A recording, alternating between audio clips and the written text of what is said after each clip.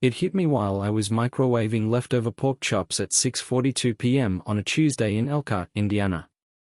The microwave hummed, and outside the kitchen window, sleet was smearing the glass like smeared paint. I stared at the blinking numbers and thought, I don't think she's looked me in the eyes in over a week. My name's Rick. I'm 54. I've worked as a diesel mechanic for the last 31 years. Same town. Same garage. I live in a beige single-story house that smells like old pine cleaner and burnt toast most days. My wife, Angela, she's 49. She works in HR at a regional insurance company, downtown. She started going on work trips about 6 months ago. Cincinnati, then Omaha, then Phoenix. The first time she went, I helped pack her luggage and slipped a note in the pocket. "Miss you already," it said. Dumb, I know, but back then I thought we were still good. We'd been married 27 years. Raised 2 girls. Put one through college, the other through culinary school. We'd survived a miscarriage, her mother's cancer, and my layoff in 2009. Thought we were solid. But something started to go quiet between us around February. Like an old radio losing signal. Tonight, the pork chops came out rubbery. I scraped the burnt edges off with a steak knife and poured myself a glass of warm ginger ale. She wasn't home yet. Said she had a team dinner after a long strategy session in Fort Wayne. I didn't believe her. Not after what I saw last Friday. She left her phone on the armrest of the Lazard Boy. Samsung Galaxy A14. The lock screen lit up and I wasn't trying to snoop, but the preview text just popped up, clear as day. Tonight was perfect. Same time next week? No name. Just that message. I sat there staring at the screen, ginger ale going flat in my mouth, hearing the TV in the background still playing Jeopardy. When she got back that night, I didn't say a word. I just nodded when she said, "Dinner ran late," and went to brush my teeth. My hands were shaking the whole time I held the toothbrush. I wanted to believe it was a mistake. Maybe someone messaged the wrong number. Maybe it was a friend being dumb. But I've worked with enough liars in my life to know what lying looks like. Angela used to hum when she was making tea at night. That little habit disappeared.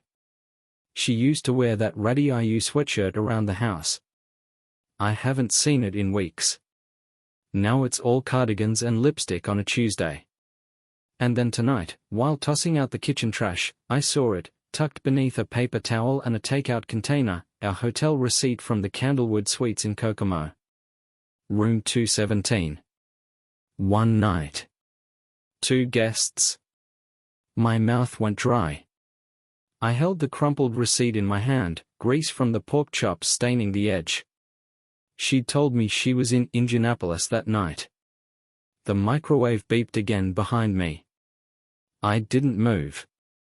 I just stood there, holding that receipt, staring at the trash bin like it could explain something. The house was silent. No TV. No phone buzzing. No footsteps.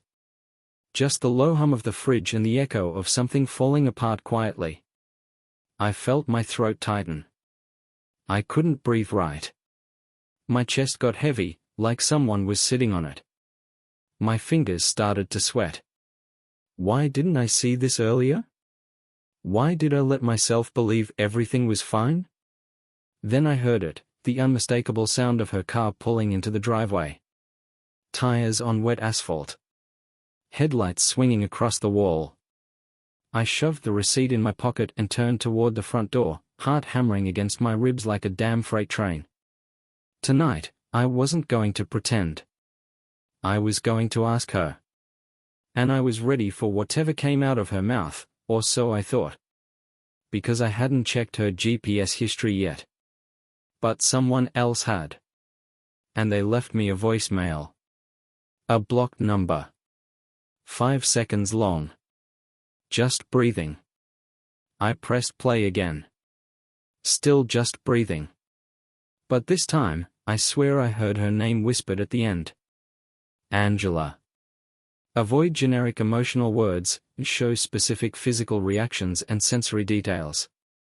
Use short, varied sentences and natural speech. I waited in the kitchen, back against the counter, fingers clenched around the edge until my knuckles went pale. Outside, sleet kept tapping the windows like it had something urgent to say. I didn't turn on the light. I wanted her to walk into the dark and feel it. The front door opened like it always did, 2 creaks, 1 low thud, and then the shuffle of her heels on the tile. She kicked them off faster than usual. Normally, she'd linger in the foyer, hang up her coat slow, maybe say something about traffic. But not tonight. Her pace was quick. Like she already knew. "Rick," she called softly, like she wasn't sure if I'd be home. "You up?" I stepped forward. The dim yellow light from the hallway caught the side of her face. She looked surprised. Her bag was still slung over her shoulder. A thin line of makeup had cracked under her right eye. "Yeah," I said. My voice came out rougher than I expected. "I'm up." She shifted. "I didn't see the lights." "You don't need lights to see the truth, do you?"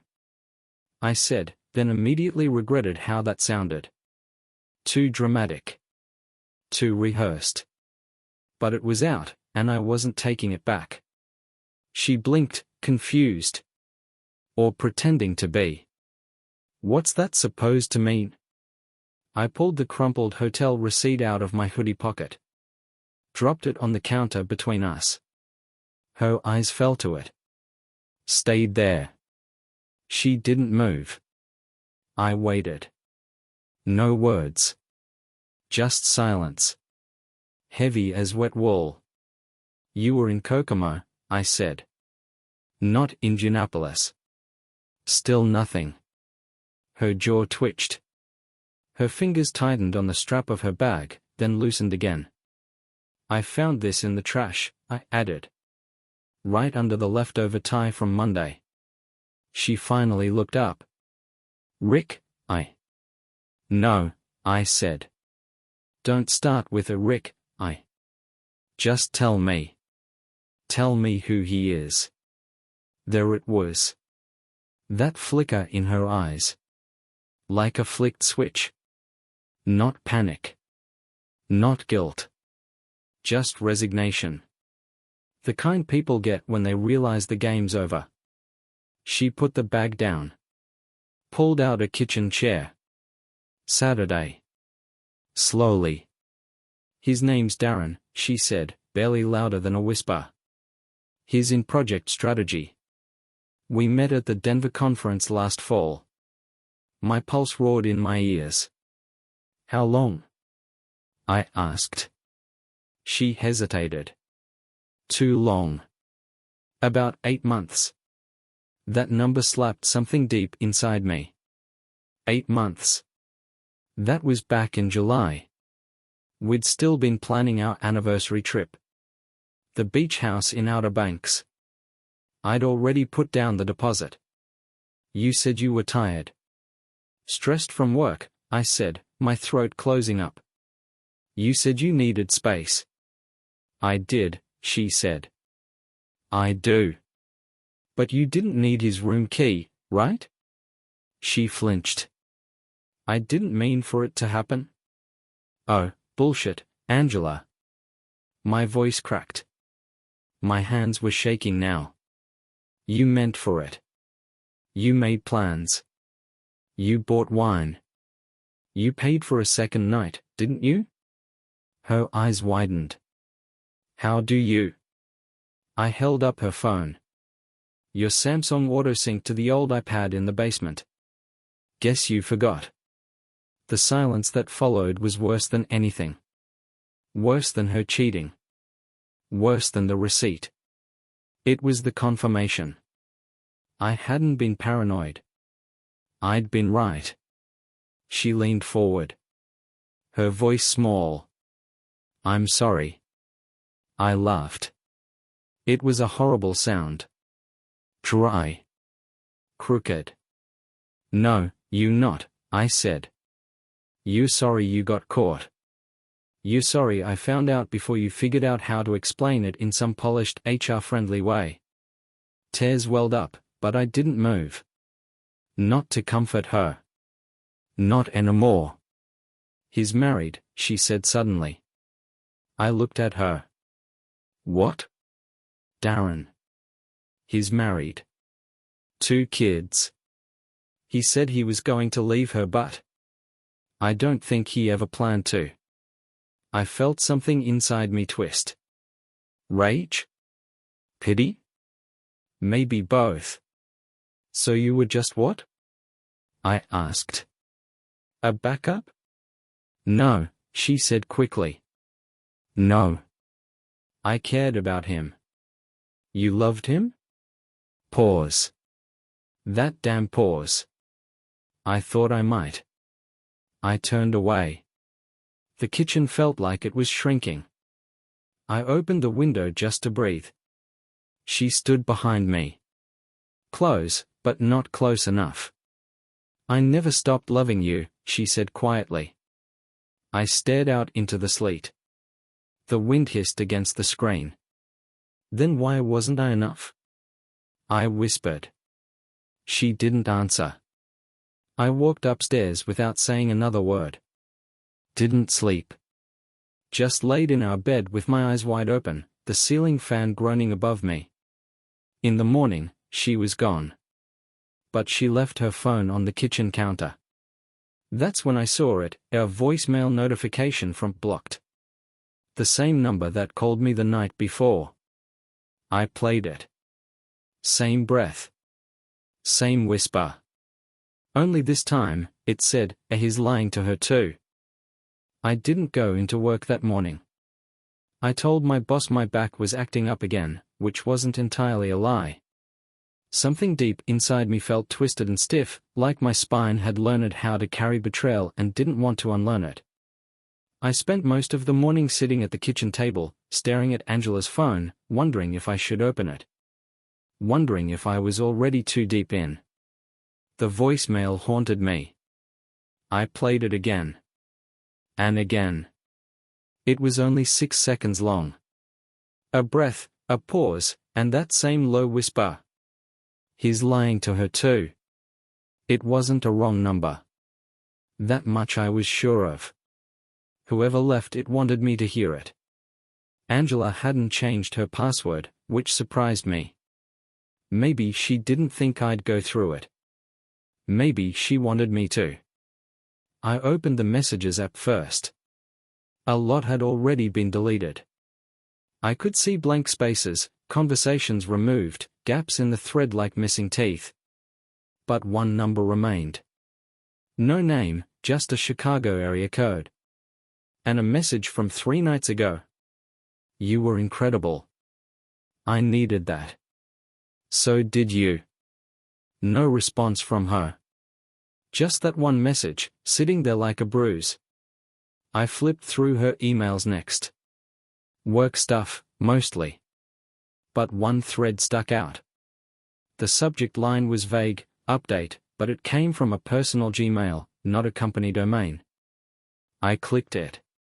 Still no word from Lisa, the first line read. I think she suspects. If she finds out, I'm done. You know that. There were 4 replies in the thread, all short, all from Darren. Lisa. That had to be his wife. I sat back and stared at the screen. A sliver of rage pressed against my ribs. Angela was part of a lie bigger than us. This wasn't just a one-night mess. It was a months-long charade. Emotional. Physical. Secretive. Planned. With a man who already had a family. I closed the laptop and picked up the phone. Called my old friend Pete. We'd gone through trade school together, used to drink Miller Lite and throw darts in his basement every Friday before life got serious. He picked up on the 3rd ring. Yo, Rick. What's up? I need to ask you a favor, I said, my voice lower than usual. You okay? Not really. You want me to bring beer or a shovel? That almost made me smile. Neither. Not yet. I explained what was going on. Not everything, just the bones of it. Angela. The affair. The voicemail. Pete let out a low whistle. Jesus, man. I'm sorry. You know anyone in Chicago? Someone who can dig a little? He paused. You mean, like check this guy out? Yeah. Quietly. Let me make some calls. I hung up and stared at my reflection in the dark screen of Angela's phone. I looked like someone I didn't recognize. Puffy eyes. Graying stubble. A guy who spent years thinking loyalty meant security. I grabbed my coat and headed out. I couldn't sit in that house any longer. I drove aimlessly for a while, ended up in the parking lot of a Planet Fitness off State Road 19. I used to come here when I gave a damn about cholesterol and muscle tone. Now it was just a place with fluorescent lights and a vending machine full of energy drinks I didn't need. I sat in the car, engine running, heater blowing, when I saw her. Not Angela. Someone else. A woman in gray leggings and a huge Cincinnati Bengals hoodie. She had the same haircut Angela had in 2006, back when we still danced in the kitchen on Friday nights. She was talking to someone. A guy. They weren't close, but they weren't far. He leaned in. She laughed. Her hand brushed his arm. I watched her for too long, until I realized what I was doing and felt sick. This wasn't about some fantasy of replacement. This was about the realization that I'd become invisible in my own marriage. I drove home around 4. The sky was slate gray and mean-looking. The kind of sky that made everything feel heavier. Angela still wasn't home. No note. No text. I didn't expect one. There was a padded envelope on the porch. Amazon. I didn't remember ordering anything. I brought it inside, sliced it open with my keys. Inside was a necklace. A silver chain with a pendant. The kind of thing Angela would never wear. There was no note. No receipt. Just a small tag on the inside flap. To Lisa, stay strong. I froze. This wasn't meant for us. Wrong delivery? No. Not wrong. Not random. Deliberate. Whoever sent this wanted me to see it. Someone was trying to reach out. Maybe Lisa herself. Maybe someone who knew Lisa. Maybe Darren had other secrets he wasn't covering so well. I turned the envelope over. The return label was blank, but there was a number handwritten in Sharpie on the inside of the flap. Just 7 digits. Not even a full number. But familiar. It matched the area code from the text message on Angela's phone. Chicago. That night, while the wind howled against the windows and the porch light buzzed like it was ready to die, I did something I hadn't done since I was in my 20s. I called an old burner phone I kept in the garage toolbox. I dialed those 7 digits and waited for the line to connect. A voice picked up on the 3rd ring. Rick. It was a woman. Not Angela. And not Lisa. Not unless Lisa had a Midwestern twang and called me by name like she'd known me for years. You don't know me, she said before I could speak. But you need to hear something. Before it's too late. The voice on the other end was calm. Too calm. Like she'd rehearsed this moment. I'm not trying to scare you, she said. I think you owed the truth. I stayed silent, phone pressed to my ear, heart thudding in my throat. I knew Angela, she added. Sort of. Through Darren. My stomach dropped. I hadn't said his name. Not once. You've been to the Candlewood Suites in Kokomo, I said slowly. A pause. Yeah, she said. 3 times. Once in July, once in October, and I think most recently in early February. Room 217. That's his favorite.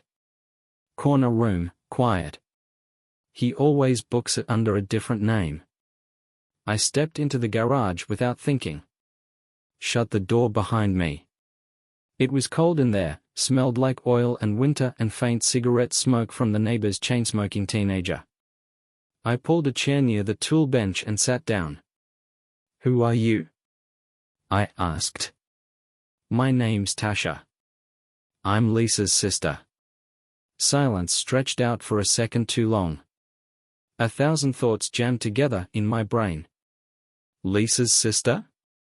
Yeah. She's not doing great. She found messages last month. He tried to explain them away, but you can only hear it was just emotional so many times before you start to lose your mind. Tasha sounded younger than Lisa, maybe late 30s. She had a firm edge in her tone, though, like someone who'd buried their patience a long time ago. I recognized your wife's name in one of the deleted chats, she continued. Angela. It stuck because Lisa had just shown me her work ID photo. They'd all gone to some seminar together in Schaumburg last fall. HR Leadership Conference. I put 2 and 2 together. I started tracking dates. My hands were slick with sweat. I rubbed them on my jeans.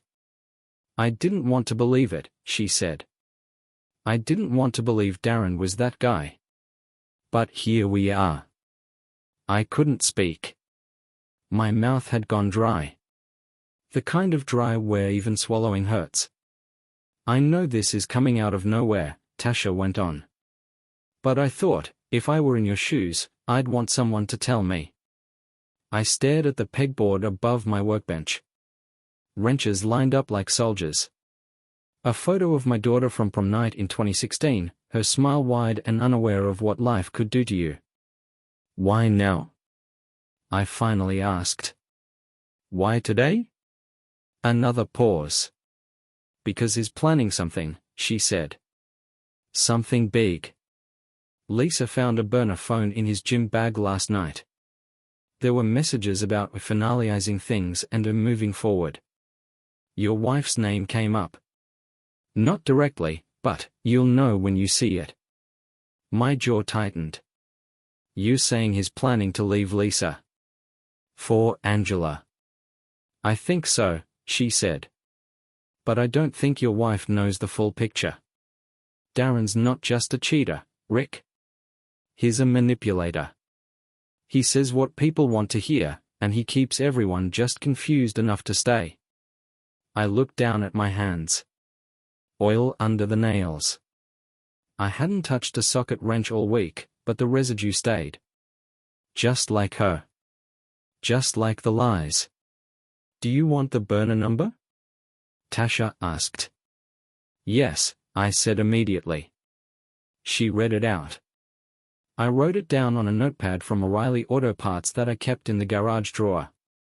After we hung up, I sat there for another hour, staring at that number. I thought about everything Angela had said. How it just happened. How it wasn't serious. How she was lonely. But what if she was still lying? I punched the number into an old flip phone I kept for emergencies. It rang twice. Then voicemail. A man's voice. Confident. Relaxed. Slight lisp. You've reached D, leave it or don't. I hung up. He didn't even use a fake name. That night, Angela came home around 8:40. She didn't look surprised to see me in the living room. Didn't ask where I'd been. She just dropped her bag near the coat rack, like always, and walked straight to the fridge. You want anything? She asked, already pulling out the bottle of cheap boxed Pinot Grigio she'd been nursing all week. I didn't answer. She poured 2 glasses. I talked to Lisa's sister, I said flatly. Her hands froze. The bottle tilted, wine spilling onto the counter. She didn't move to clean it up. What? She said quietly. You heard me. Her eyes locked on mine, wide now. Vulnerable. Scared. You've been talking to Tasha? She's been talking to me, I said. She told me about Kokomo. About July. About October. About February.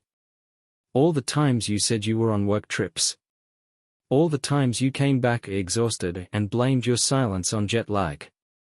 Angela looked like she might faint. Her knees buckled, but she caught herself on the counter. She told me Darren's leaving his wife. Silence. I didn't know, she whispered. Didn't you? I said. Because he's got a burner phone. And he's got a plan. Tears started forming in her eyes. I swear, Rick, I didn't know. I stood up. Walked toward the stairs.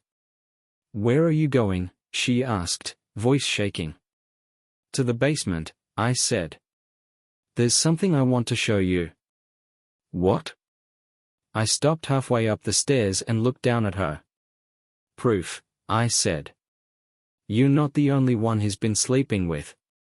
And just like that, her face cracked. Not guilt. Panic. She followed me down to the basement like a ghost. Silent, hesitant. Her socks made that faint sticky sound on the cold linoleum, like they were reluctant too. The basement smelled like old cardboard and motor oil. I flipped on the overhead light. It buzzed once, then filled the space with pale yellow. Dust floated in the air like snow that didn't know where to land. Angela stood by the stairs, arms folded across her chest, glass of wine still in her hand.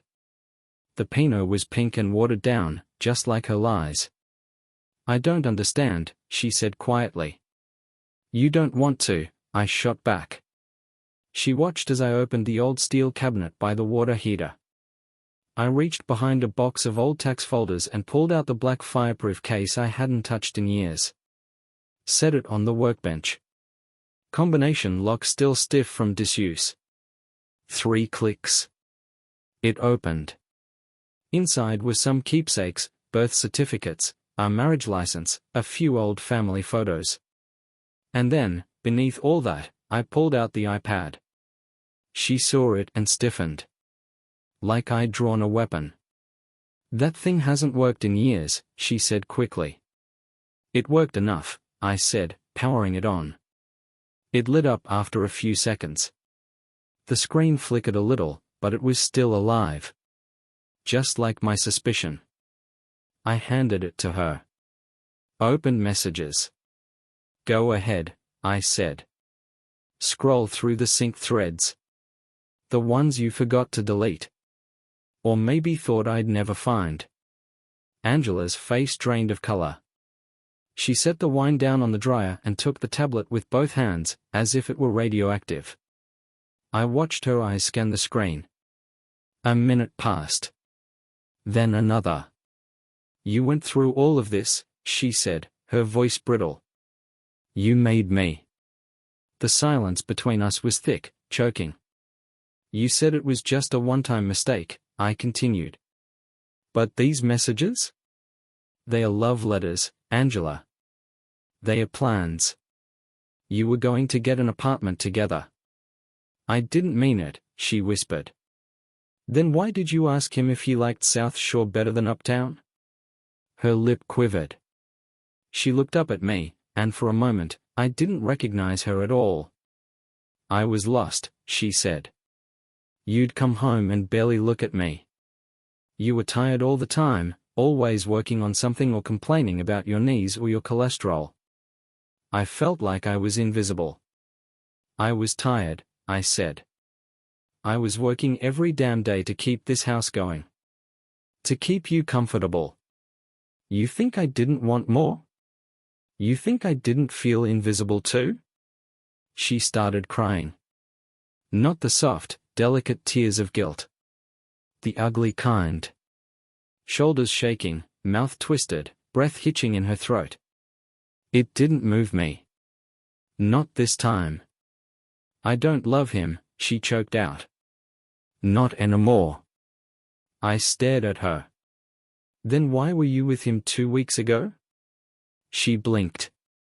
I nodded slowly. Yeah. I know. Her knees gave out and she sank onto the bottom stair. She pulled her knees up, rested her forehead there like a kid in timeout. You know what hurts the most? I asked. It's not the sex. It's not even the lies. It's the thought that while I was sitting upstairs, fixing your goddamn Bluetooth speaker, you were writing to him about the way he smelled. She started sobbing harder.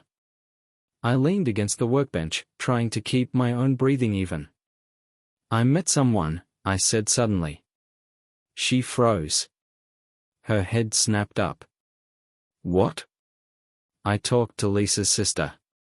Tasha. Angela's face changed. Not anger. Not jealousy. Pure fear. You didn't. She reached out, I said. Wanted me to know the kind of man Darren really is. Angela didn't speak. She told me something, I went on. Something you don't know. Darren's got a third number. Another woman. Tasha found texts. This one's local. Not married. Her lips parted. I don't believe you. You want proof? I handed her the notepad with the burner number. Call it. Ask who picks up. She stared at it like it was a death sentence. You thought you were the exception, I said. You thought you were the one he'd break the rules for. But he's got a whole rotation, Angela. You're just one of them. She didn't say anything. Just sat there, small, hunched, shaking. I stood up. Walked past her. Up the stairs. Where are you going? She called after me, voice hoarse. To sleep, I said. Alone. That night, I lay on the couch with the living room dark and the TV on low. Some cooking show I wasn't watching. I stared at the ceiling and felt something inside me start to shift. Not sadness. Not anger. Clarity. Angela wasn't just a wife who made a mistake. She was a woman who'd rewritten our story without telling me. And I just found the pen. At 2:37 a.m., my phone buzzed. Unknown number. One message. He's got a folder on you. You need to see it. Tomorrow. 4 p.m. Redbird coffee. Back table. I didn't sleep much that night. Just stared at the ceiling while the glow from the TV danced across the walls. My mind was stuck between images, Angela curled up on the basement stairs like some broken thing, and that message. He's got a folder on you. I read it again around 4 a.m., sitting in the kitchen with a mug of instant coffee and a half-eaten banana. The smell of burnt toast from yesterday still lingered. I kept glancing at the driveway, like Darren might pull up in his leased Lexus with some smug smile and a briefcase full of secrets.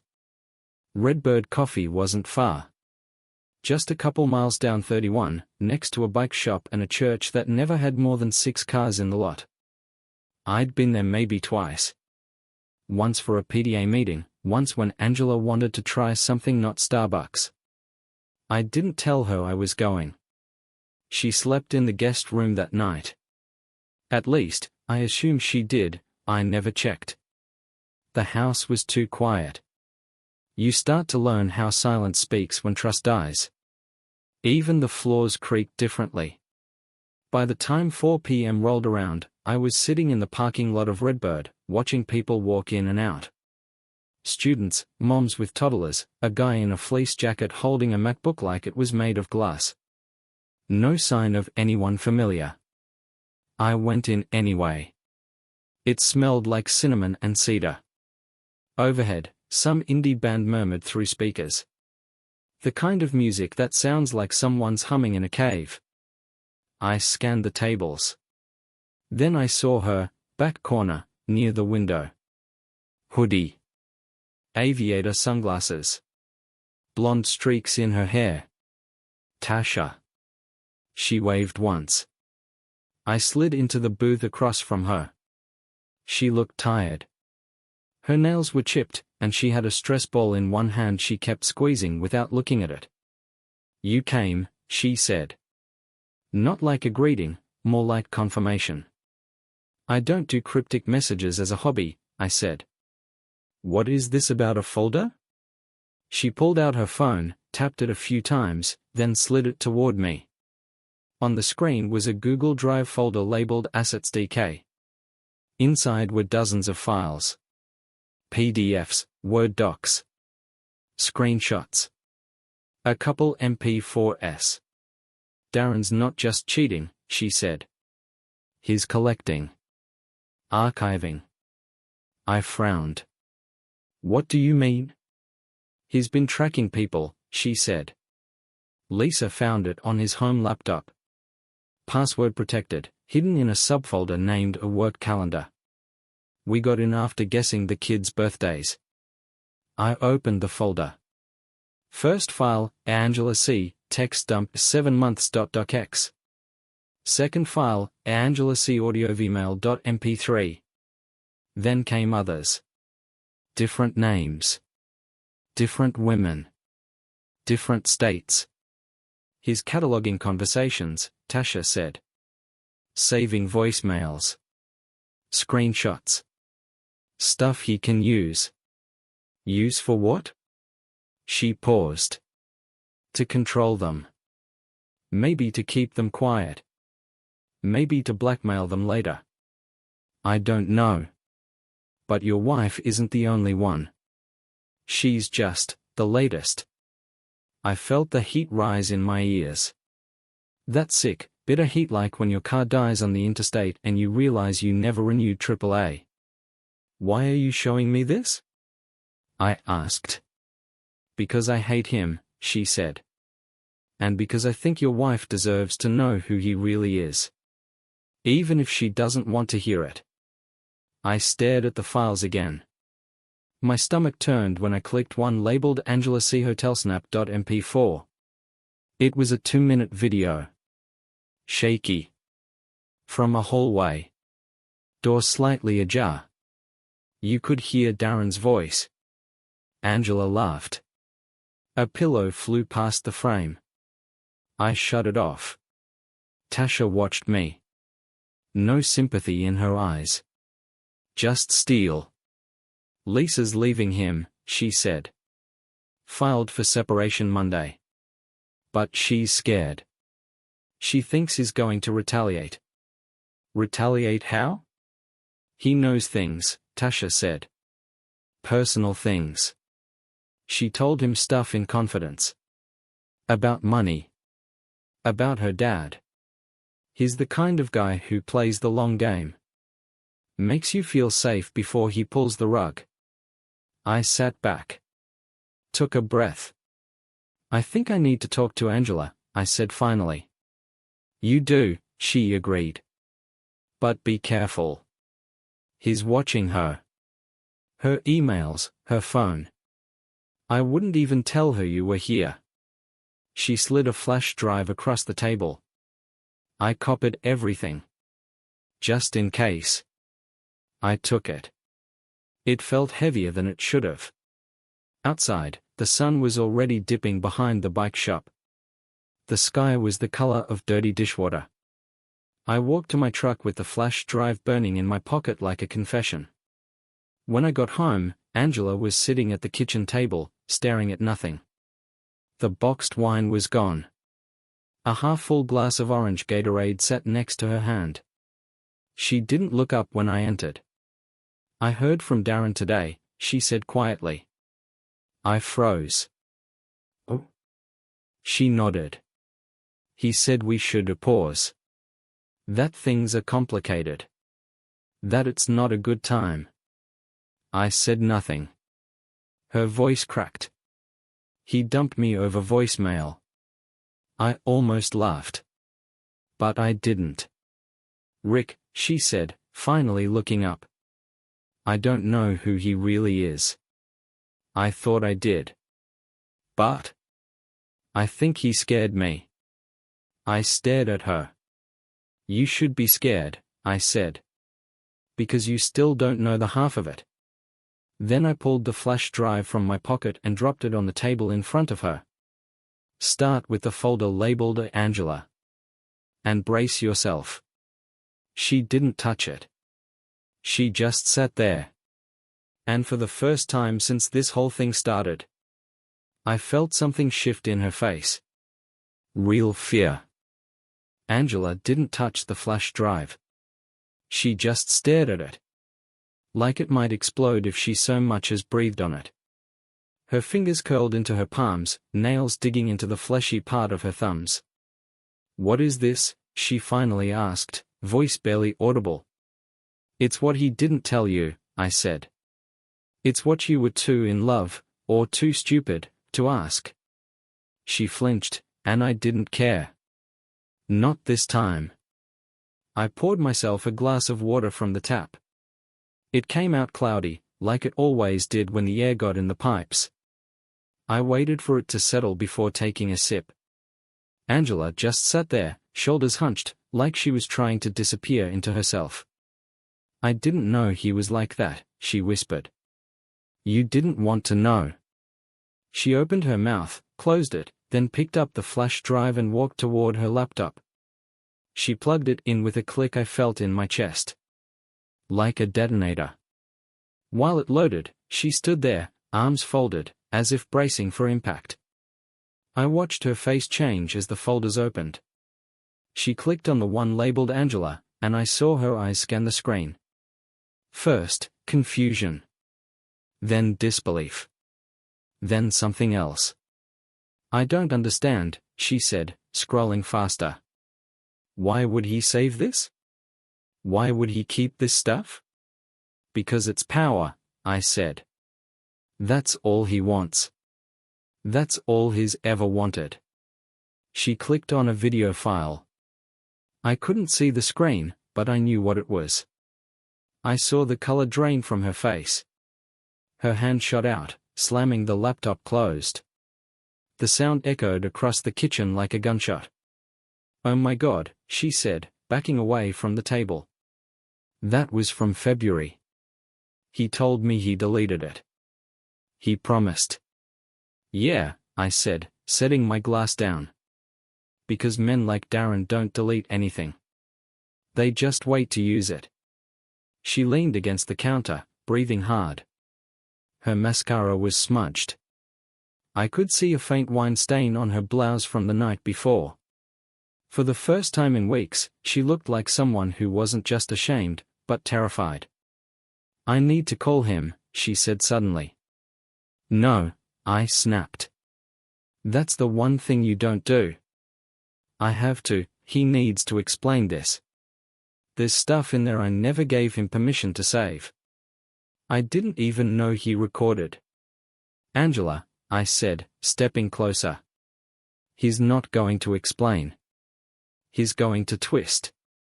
He'll make you think it's your fault. He'll guilt you, threaten you, maybe worse. She blinked rapidly. Why would he threaten me? What could he possibly gain? You. She looked up. He doesn't want to lose you, I said. Not because he loves you. But because you leverage. Control. Another name in the folder. She slid down the cabinet until she was sitting on the floor, knees pulled to her chest. I didn't go to her. I just stood there, watching, feeling nothing. Maybe I should have. But I was drained. Hollow. I thought he loved me, she whispered. I didn't answer. The room was too quiet. Just the hum of the refrigerator and the occasional click of the baseboard heater turning on. She finally spoke again. What do I do now? I picked up the flash drive and slipped it back into my pocket. You tell the truth, I said. To everyone. Her eyes widened. Everyone? Your boss. His wife. Maybe the police. You think I should press charges? I shrugged. You think I'm the one who should be making decisions for you right now? That stung. She looked down. Then her phone buzzed on the table. Both of us jumped. She reached for it, but I was faster. Unknown number. One new message. You showed him the files, didn't you? I held the phone up. Is this him? She didn't answer. The phone buzzed again. You think you're safe now? You not. Neither of you are. I felt something cold settle in my stomach. Angela was staring at the screen, lip trembling, jaw clenched.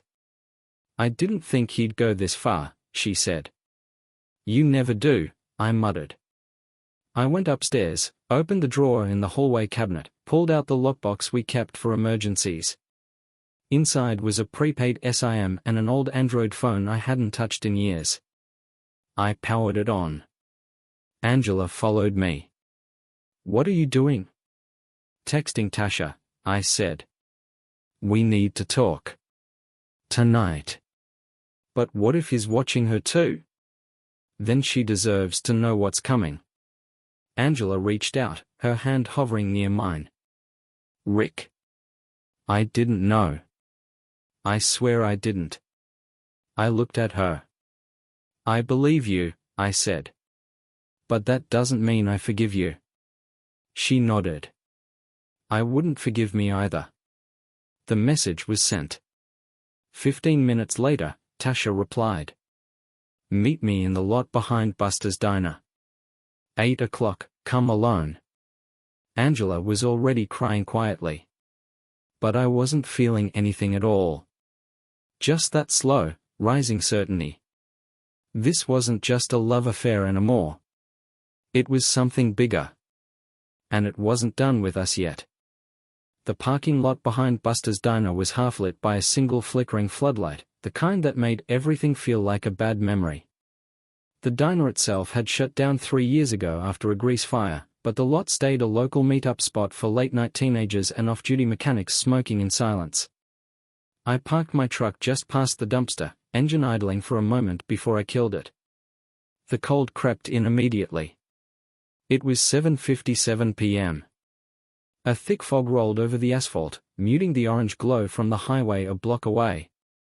Tasha pulled in 2 minutes later. Beat-up Subaru. No front plate. She parked nose in across from me and got out, pulling her hoodie tighter. She didn't look surprised to see me alone. I brought coffee, she said, handing me a lukewarm gas station cup. Figured you didn't get much sleep. You figured right, I said, taking it. It tasted like wet cardboard, but the warmth helped. She leaned against the hood of her car, exhaling slow. So, it started, she said. He messaged Angela, I replied. He knows she saw the files. Figures, she muttered. He always gets sloppy when he's cornered.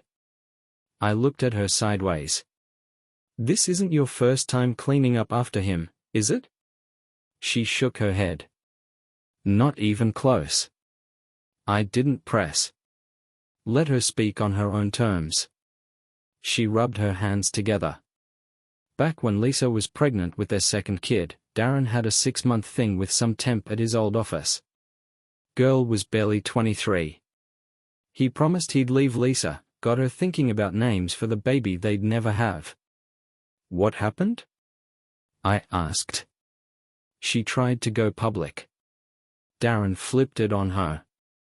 Made her out to be unstable. Sent fake messages from her account to his own, forwarded them to HR. She got fired. Lisa never knew the truth. Jesus. He's a predator, Tasha continued. Just one who wears khakis and talks like a podcast host. I sipped the awful coffee. Wind gusted hard enough to rattle the dumpster lid. So why now? I asked. Why is he unraveling now? She looked at me with eyes that had seen too much. Because Lisa left, she said. And you found the drive.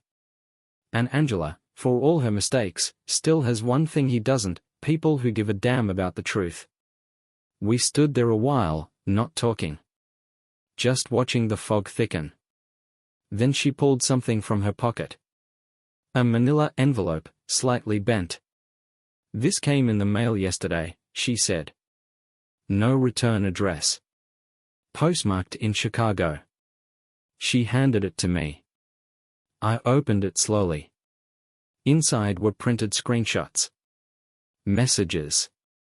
Dozens of them. Between Darren and someone listed as Red. The tone was casual. Familiar. Too familiar. You see the dates? She asked. I scanned them. June. August. October. All the way up to 2 weeks ago. That's not Angela, I said. Nope. Who the hell is a Red? She shrugged. I'm working on that. But this one? She tapped the top screenshot. A message from Darren? Don't worry about Angela. She thinks she's in control. Let her feel that for now. My chest tightened. He's playing them against each other, I muttered. He always does. I looked up. You think he's got more women? She nodded without hesitation. Guaranteed. The more I read, the colder I felt.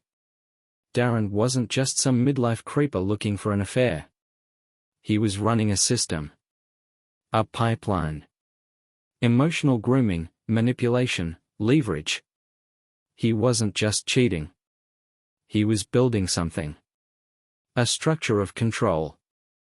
And Angela had been one of the beams holding it up. I swallowed. She wants to go to the cops.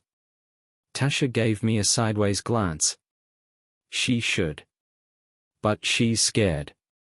She should be scared, she said, harsher than I expected. But she can't let that stop her. If he senses fear, he'll push harder. He always does. I folded the papers back into the envelope. He won't stop, I said. No, she agreed. But that doesn't mean we can't make him wish he had. That stuck with me. When I got home, Angela was in the living room, wrapped in one of the throw blankets her sister gave us for Christmas. She looked smaller than usual. The laptop was open beside her. The flash drive was gone. She didn't say anything right away. Just looked up as I walked in. You met with her? She asked. Yeah. She nodded like she already knew. She told me about the other women, Angela said. I sat down in the armchair across from her. Then you know this wasn't just an affair. She looked me in the eyes. It was never just an affair. Silence. Then. I want to talk to Lisa, she said. That caught me off guard. Why? Because I owe her the truth, Angela said. And because maybe, if I say it out loud to someone he really hurt, I'll stop lying to myself. I didn't say anything for a while. Then I nodded. Angela picked up her phone and started typing. I walked to the kitchen. Poured myself a glass of water and leaned on the counter. Behind me, the faint sound of her voice. Hi. Lisa? This is Angela. I know I'm probably the last person you want to hear from. I closed my eyes and let the moment sink in. We weren't out of it. Not even close. But at least, finally, the lies were running out of places to hide. Angela stayed on the phone with Lisa for almost an hour. I didn't listen. I didn't need to. Her voice was quiet, but not soft, measured, like someone walking across a frozen lake. I sat out on the back deck with a wool blanket and a thermos of coffee that had gone lukewarm after the second cup. The sky was the color of wet concrete, and wind chimes from 2 yards over clinked like cheap glass. I kept watching the fence. I didn't know what I expected. Darren's face peering over it? A police cruiser pulling up with bad news? Maybe nothing. Maybe everything. When she came outside, Angela looked like she'd aged a few years. Her shoulders were tight. Her eyes were red. She was wearing my old IU sweatshirt. The one I hadn't seen since all this started. She's angry, she said. I'd imagine. She listened, though, she added quickly. She didn't hang up. She didn't scream. Just, let me talk. I nodded. That's something. Angela sat down in the lawn chair beside mine. It creaked under her weight. She stared straight ahead, hands curled under the sleeves of the sweatshirt. She told me he's been doing this for over a decade, she said. Different cities. Always someone new at work. Always someone who thought they were special. That tracks, I said. She said, she doesn't hate me, Angela added. Not yet. But she said I was part of it. That I made it possible. I didn't respond. Because she was right. I didn't know what he was, Angela said. I thought he was charming. I thought he got me. You know that feeling when someone just gets you? Yeah, I said. I remember. She flinched, just a little. I kept waiting for him to screw it up, she continued. But he never did. He said all the right things. Sent the songs I liked. Remembered what kind of tea I drank. Not even you remembered that. That stung, but I let it land. I wasn't here to defend myself. But now I think, maybe he remembered because he needed to. Because it was part of the playbook. Angela looked down at her hands. With you, I never felt like I had to be anyone else. But with him, I was always aware of myself. My posture. My words. My timing. I thought that meant he made me feel alive. But maybe it just meant I was trying to survive. That was the most honest thing I'd heard her say since this started. I turned to her. So what now? I don't know, she admitted. I don't know what I want. I don't know if I want to fix us or let you go. I just know I'm done lying. We sat in silence for a while. The wind picked up. Leaves danced across the deck like restless thoughts. Then she looked at me. He sent me another message, she said. When? Half an hour ago. Right before I called Lisa. I stiffened. What did he say? She pulled her phone from her pocket and handed it to me. The message was still up. You'll regret this. You think your husband's going to protect you? He can't even protect himself. I handed it back. He's losing grip, I said. That's when men like him get dangerous. Angela nodded. Tasha said he's made threats before. Subtle ones. Little things. Notes left on windshields. A tire punctured just enough to go flat overnight. You think he's going to show up? I asked. She hesitated. I don't know. But if he does, I want you to be ready. I stood up. I already am. Later that night, Angela went to bed early. I stayed downstairs with a notepad and a pile of receipts. I started making a timeline. Every trip. Every conference. Every hotel charge. Every time she'd come home distant or quiet or distracted. It wasn't about punishing her anymore.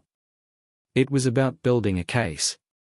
Because if Darren thought he could control this narrative, he was wrong. Around midnight, I got another text.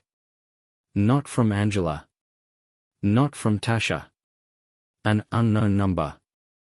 She's not telling you everything. You should ask her about Pittsburgh. My heart froze. Pittsburgh? That wasn't on any of the statements I'd pulled. Not in any of the messages. Not in Tasha's files. I grabbed the notepad and flipped through dates. Nothing. Not a single mention of Pittsburgh. I stared at the phone. Tried calling the number. Straight to voicemail. I walked upstairs. The bedroom door was cracked. Angela was asleep, curled up with a pillow pressed to her chest. Her phone was on the nightstand, screen dark. I stood there for a moment. Then quietly closed the door. Pittsburgh. What the hell happened in Pittsburgh? The worst part was, I didn't know if I wanted the answer. But I was going to get it. I didn't sleep. I lay there in the dark, staring at the ceiling fan slowly spinning like a lazy clock hand, thinking about Pittsburgh.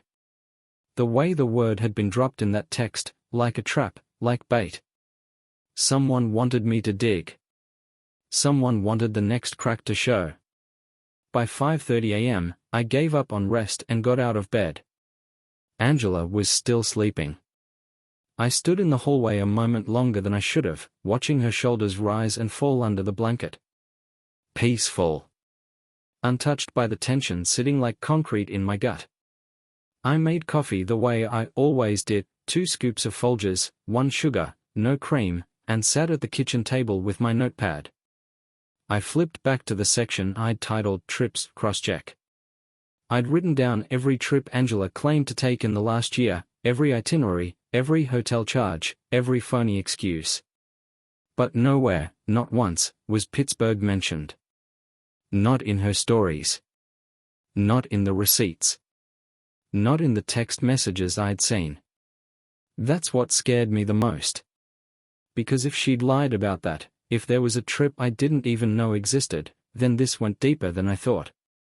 At 7:13, she came downstairs, still in that old IU sweatshirt, rubbing her eyes with the sleeve. She looked surprised to see me up. "You sleep at all?" she asked. "No." She nodded, poured herself coffee, sat across from me like it was any other morning. "Can I ask you something?" I said. She looked up. "Yeah." "Pittsburgh."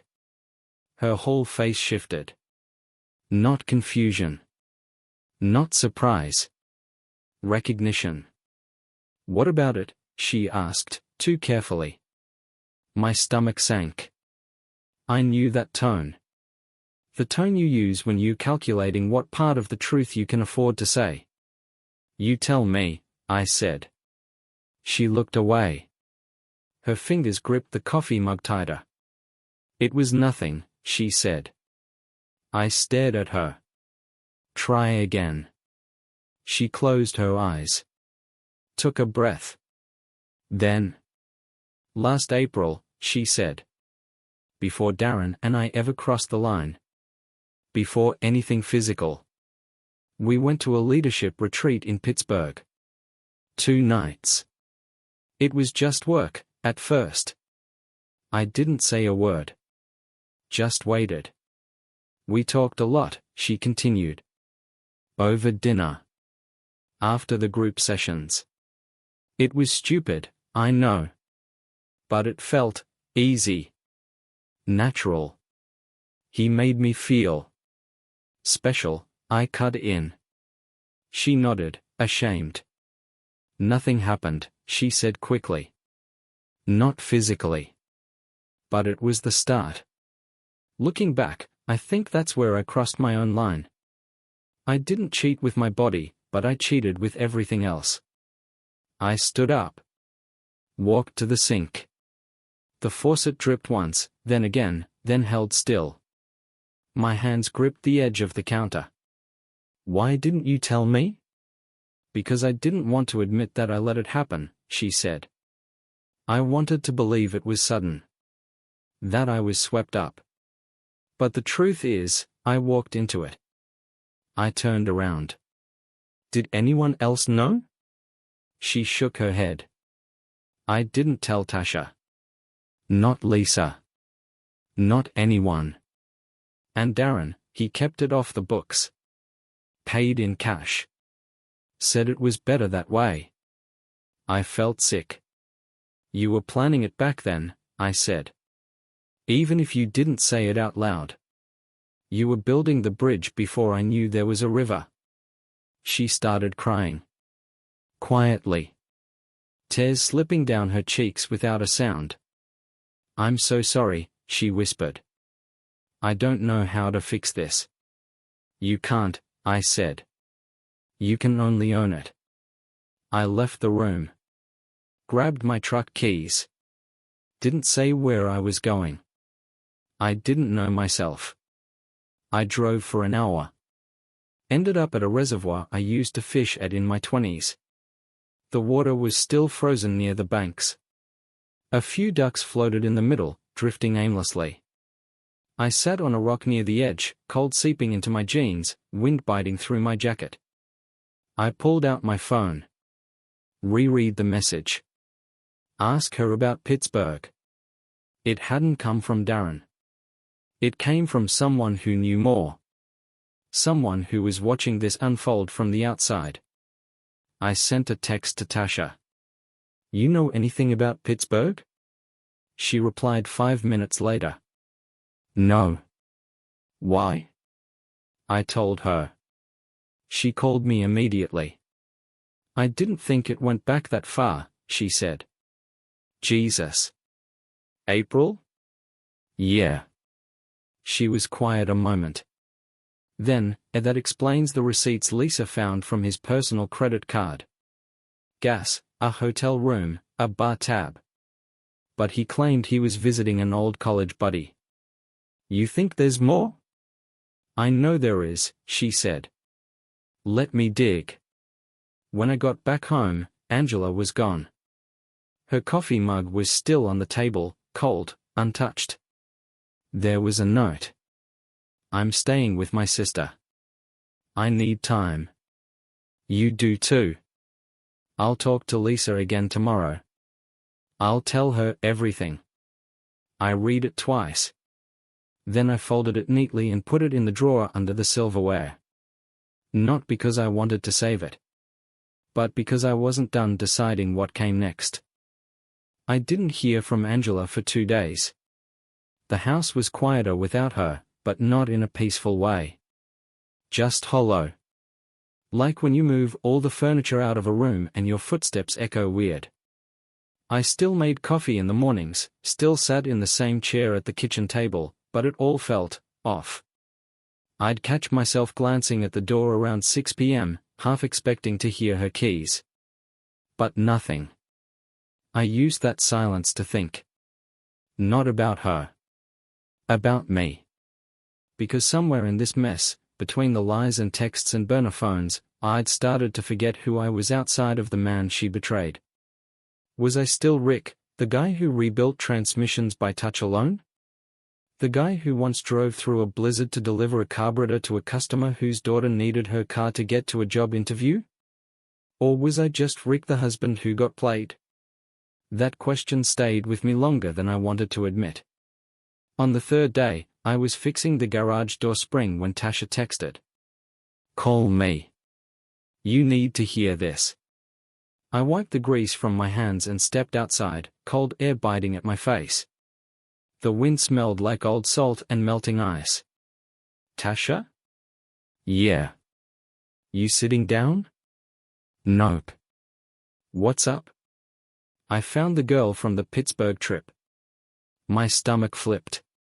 She's not just some random woman, Tasha continued. Her name's Erica. She works at the same consulting firm Darren freelanced for back in 22. She's not married. No kids. Lives alone in Erie, Pennsylvania. Okay. She's not just a fling, Tasha said. She's a backup plan. I leaned against the siding. Come again? She was in contact with him just last week. I got access to more of the burner phone data. He sent her money through Venmo, $1,200 labeled as a consulting support. I think he's setting her up. In case Angela or Lisa finally cut him off for good. My pulse quickened. So this guy's running a literal network? Pretty much. Women for connection. Others for cover. One or two for cash flow, maybe. I wouldn't be surprised if he's been doing this in 3 states. I was quiet. Rick, she said gently, you need to start thinking like he does. Strategically. If you want this to end on your terms, not his. That hit me harder than I expected. We hung up. I stared at the gray sky, clouds moving low and fast, like they were running from something. I went inside. Opened the drawer with Angela's note. Reread it. I'll talk to Lisa again tomorrow. I'll tell her everything. I didn't know if she had. I didn't know if it would even matter. So I called Lisa myself. She didn't answer the first time. Or the second. Third time, she picked up. Rick. Yeah. I figured you might call, she said. Her voice sounded thin, like she hadn't slept. I'm not calling to smooth anything over, I said. I just wanted to hear your side. She was quiet for a beat. She came by, Lisa finally said. Yesterday. Sat across from me in my own damn kitchen. Told me about Pittsburgh. About the fake receipts. About everything. How'd it go? I didn't scream, Lisa said. Didn't throw anything. Just listened. Because I needed to know how far it went. And honestly, hearing it from her, it made it real. I nodded even though she couldn't see me. She's broken, Rick, Lisa said. You know that, right? I know. She said she didn't want to fix it for you. She wanted to fix it for herself. For the version of her that still believed she was a good person. That landed in my chest like a stone. You think she meant it? I asked. I think she's trying, Lisa said. That's more than Darren's ever done. We hung up after that. No false hope. No promises. Just mutual exhaustion. That night, I cooked dinner for the first time in a week. Boxed mac and cheese with grilled sausage slices. It wasn't gourmet, but it filled the house with something that wasn't dread. I was halfway through cleaning the pan when the doorbell rang. I opened it. Angela stood there. No makeup. Hair pulled back. Holding a small duffel bag. I'm not moving back in, she said immediately. I didn't want to keep running. I stepped aside. She sat on the couch while I finished the dishes. When I joined her, she was staring at the TV, which wasn't even on. Lisa forgives me, she said. That fast? She said forgiveness isn't a feeling. It's a decision. I nodded. Angela turned to me. Do you think you'll ever forgive me? I didn't answer right away. I think I might. But it won't be now. And it won't be easy. She accepted that. Maybe even expected it. We sat there for a while, in the quiet. Then I said it. I want to talk to Erica. Angela's eyes widened. I want to know who she is, I continued. What she knows. What he told her. Do you think she'll talk? I leaned back. She's the only one who hasn't lied yet. Angela didn't argue when I said I wanted to talk to Erica. That surprised me. I half expected her to push back, say it was pointless or too risky. But instead, she just nodded, like she knew this was the next step whether she liked it or not. The next morning, I texted Tasha and asked if she had a contact for Erica. It took her a few hours, but around lunchtime, she sent a message. Her email. Use this. Keep it simple. She's cautious. I stared at the address for a while, erica.artman89@gmail.com. Cautious was an understatement. I kept the email short. Just the facts. My name is Rick. I believe we have a mutual acquaintance in Darren. I'm not reaching out to hurt or harass. I just need clarity. Please, if there's anything you're willing to share, even anonymously, I would be grateful. I hit send. Then waited. The hours passed slow. I worked on the fence out back, just to keep my hands busy.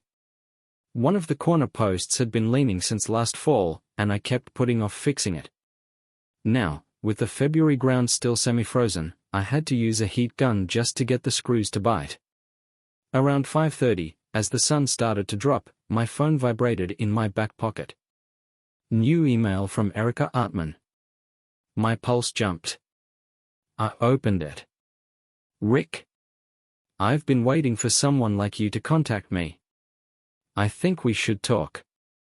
In person. I'm not comfortable putting this in writing. Too many eyes. I'm in town this week for work, yes, ironically, a team building event. If you're serious, meet me tomorrow. 10 a.m. at the East Side Library. Upstairs, study room B. I'll be the one with the red notebook. Please come alone. E. I read it 3 times before looking up. Angela was in the kitchen, wiping down the counters even though they were already clean. That was her thing when she was anxious, over-cleaning. You okay? She asked, not turning around. I heard from her, I said. Angela froze. She wants to meet. Tomorrow. Library. Angela turned slowly. Her eyes looked tired, but focused. Are you going? I have to. She nodded. You should. We didn't talk much the rest of the night. I think we were both thinking the same thing. What if Erica confirmed everything? What if she added something? Something worse? Or maybe, what if she gave us the last puzzle piece we didn't know we were missing? The East Side Library smelled like old books and lemon-scented floor polish. It was quiet except for the hum of the HVAC system and the soft tapping of someone's laptop keys at a distant table. I made my way upstairs. Room B was tucked in the corner, glass walls on 2 sides, blinds half drawn. Erica was already inside. Red notebook on the table. Just like she said. She looked younger than I expected, maybe mid-30s. Light brown hair pulled into a loose bun. Dressed like someone who didn't want to be noticed. Grey coat, plain sneakers. But her eyes. Her eyes were sharp. Rick? She asked as I stepped in. I nodded. She gestured to the chair across from her. We sat in silence for a few moments before she spoke again. Thanks for coming. Thanks for responding. She offered a tight smile. I was wondering when one of you would figure it out, she said. Or care enough to ask. I leaned forward. So you know who I am? I do. Angela's husband. Tasha told me a bit. I've been waiting. Why? She looked out the window. Because I didn't want to be the one to set fire to your life. But now I think maybe the match was already lit. I nodded slowly. Tell me what you know, I said. She took a breath. I met Darren at a seminar in 2022. He wasn't working there, but he gave a talk on strategic leadership through emotional intelligence. Sounded impressive. He asked questions during the Q&A that made people laugh. He had a way of looking at you that made you feel like no one else was in the room. I said nothing. Just listened. We stayed in touch, she continued. Emails. Calls. Then one day he told me he was in Erie for a project and asked to meet. Said he admired my work. Said I had something he couldn't find anywhere else. She looked at me. And I believed him. How long? I asked. Almost 9 months, she said. On and off. Nothing public. Always hotels. Always careful. I didn't know about Angela. Or Lisa. Not until I saw a message come through on his second phone while he was in the shower. She opened her notebook. Slid a page across the table. It was a printed screenshot. Darren, messaging someone named Ang C. Same place next week? I've missed you. Bring the perfume I like. That was my wake-up call, Erica said. Why didn't you confront him? I did. He spun it. Said it was a mislabel. A contact mix-up. But I didn't believe him. Not after that. She leaned back. I started looking. Digging. And what I found scared me. What did you find? Patterns, she said. Same language. Same tactics. Same promises. Always emotional before physical. Always just enough distance to keep plausible deniability. My jaw clenched. He's not just cheating, Rick. He's scripting people. Like a play. And you and Angela? You weren't the audience. You were cast. That sentence sat between us like a dropped weight. I looked at her. Why meet with me? Because you're the only one who still has power, she said. Lisa's burned. Angela's wrecked. I'm done. But you? You're the one thing Darren didn't plan for. I sat there, stunned. What do I do? I asked. She gave me a tired smile. You do what he never expected. What's that? Tell the truth. Loudly. I left the library with the red notebook in my passenger seat. Erica said I could keep it, said she didn't want it anymore. She said holding onto it felt like keeping someone else's lies on a leash. Like waiting for them to bite. On the drive home, I kept glancing at it. I hadn't opened it past the one screenshot she showed me. But I knew there was more in there. Pages and pages of handwriting. Dates. Names. Maybe other women. Maybe plans. I didn't want to read it while driving, so I waited until I got back to the house. Angela wasn't there. She'd left a text while I was gone. I'm at therapy. First session. Not sure what I'll say. But I'm trying. I didn't reply. Not because I didn't care, but because I didn't know what to say anymore. The house was quiet. The kind of quiet that presses in around you. I took the notebook into the garage, shut the door behind me, and sat at my workbench with a cup of reheated coffee. The first few pages were dated journal-style entries. Erica had written down everything she remembered about Darren, in order. When they met. How he spoke. The words he used over and over. The phrases that felt real but weren't. You're not like the others. I've never felt this clear before. You make the noise go away. Then came the list. It was titled, The Pattern. Initial conversation at professional event. Follow-up email within 24 hours. Complimenting her intelligence, not just looks. Introducing personal vulnerability, usually fake. Creating a safe space for emotional conversations. Planning coincidental business travel. Introducing hotel meetups to talk, decompress. Physical escalation framed as inevitable. Emotional leverage, you saving me. Threats or guilt if exposed. She had underlined number 10 twice. On the 5th page, my name was written. Just my name. Underlined once. I stared at it for a long time.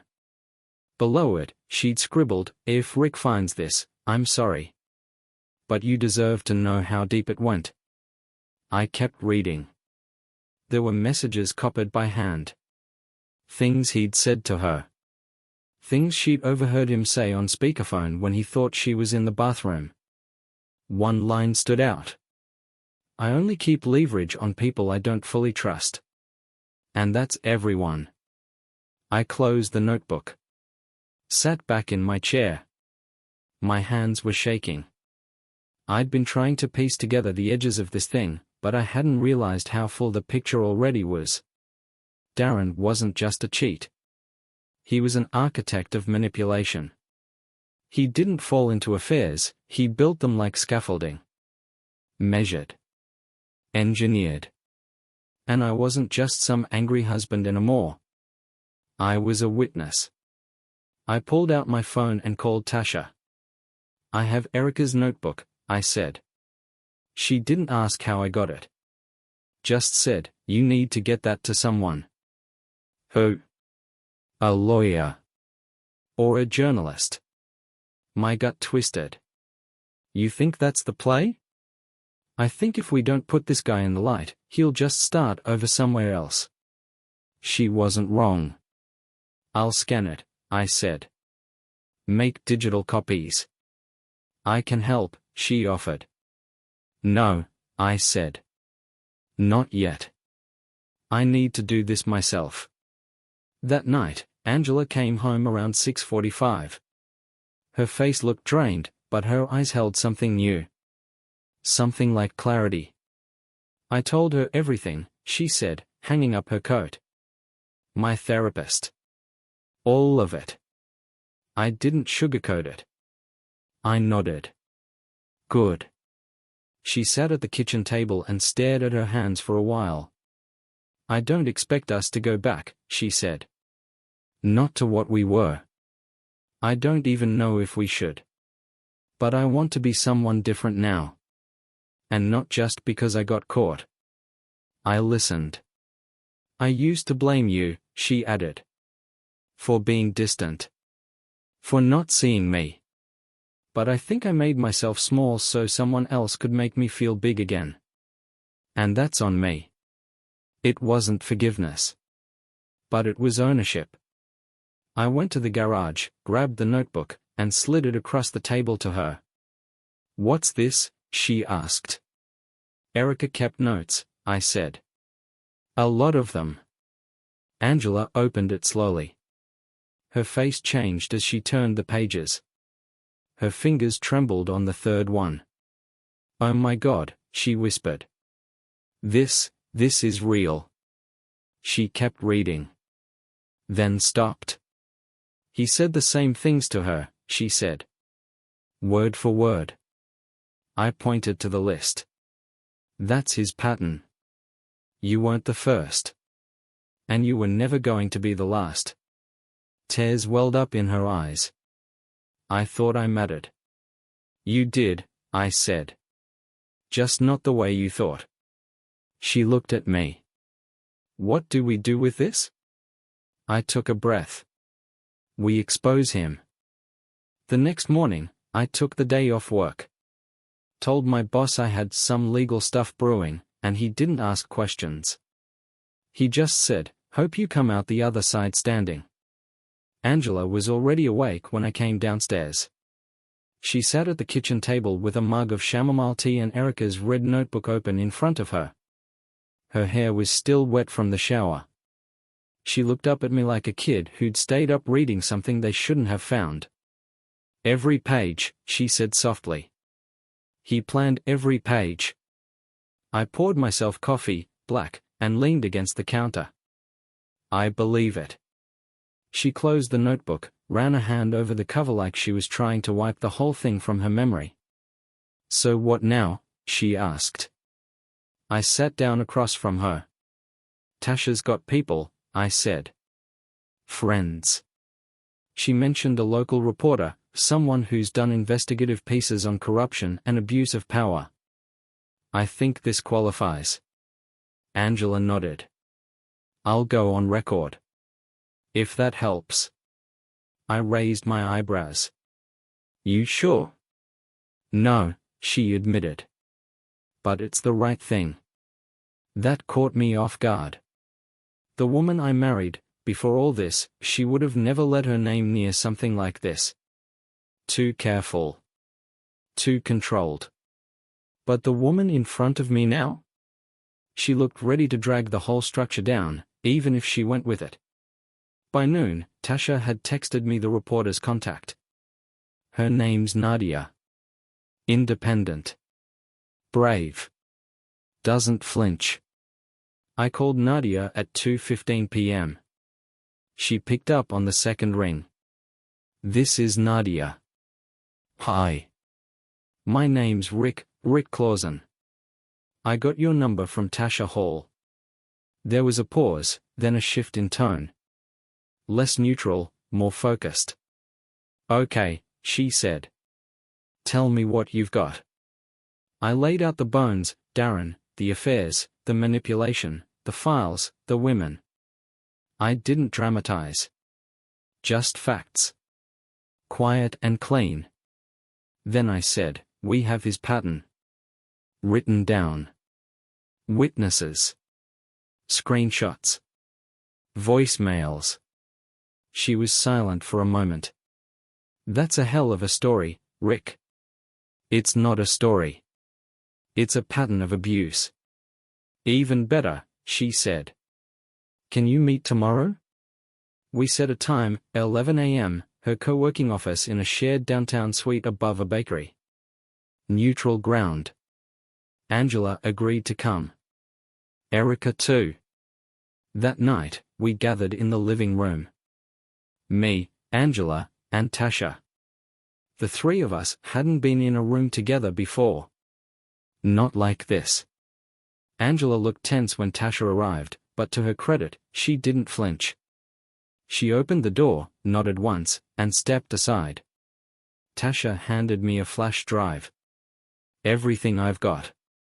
Phone records, emails, burner logs. Angela handed hers over too. We sat in silence for a moment. Then I said, we are really doing this. Tasha nodded.